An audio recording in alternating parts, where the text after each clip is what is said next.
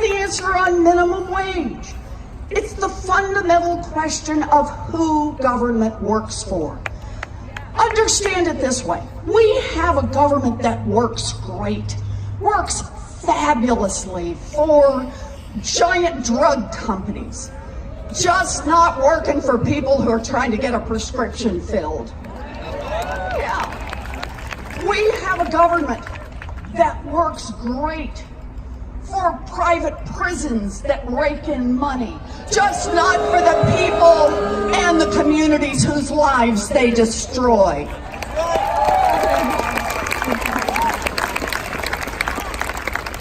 We have a government that works great, terrifically, for giant oil companies that want to drill everywhere, just not for the rest of us who worry about climate change bearing down upon us.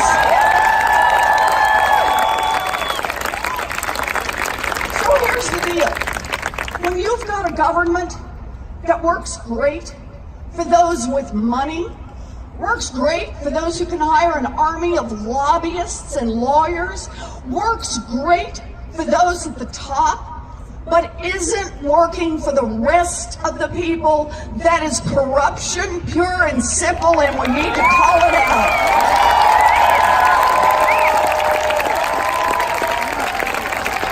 Corruption. And understand this, the influence of money is felt everywhere in Washington. It touches every decision, just nudges it a little, opens up a little help for those who've got it.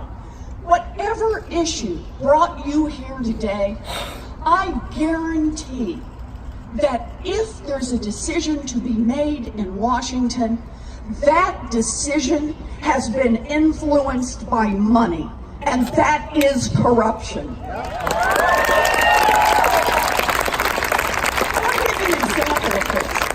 One that we're all living with right now. You go back and read about in the 90s, early 90s, this country is beginning to get the first real handle on climate change. Not all the way there, don't have all the right numbers, don't have the math quite worked out, but have the basic idea. And here's the thing, at that time, Democrats and Republicans were working together, saying, whoa, we need to figure out what to do here. Do we need some tougher regulations? Do we need to change the law?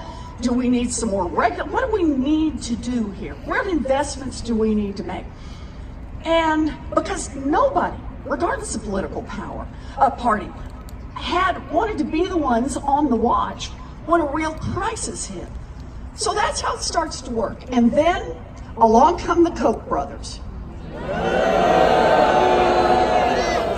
Oh, I see you've heard of them. The Koch brothers, the oil companies, some of the big polluters, and they say, whoa, wait a minute, wait a minute here.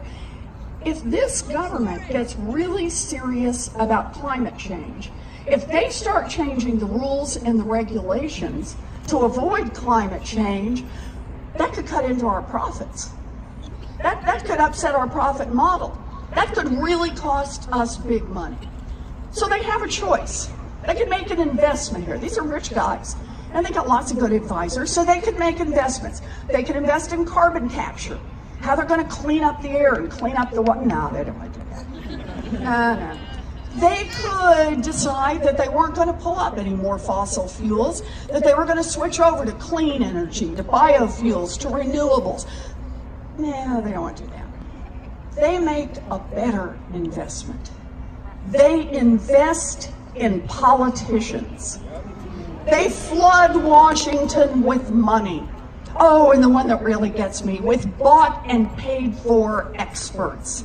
People who raise doubt about climate. People who say, oh, I don't know, the dinosaurs loved it, right? Why do they do that? Think about this. These are bought and paid for experts. This is not because the Koch brothers, the oil companies, don't understand the science. It's because they want to create doubt. Because doubt works like an umbrella under which all of the politicians can hide.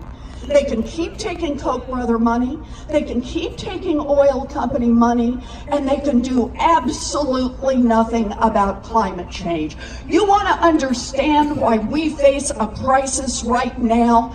It is 25 years of corruption in Washington that brings us to this moment.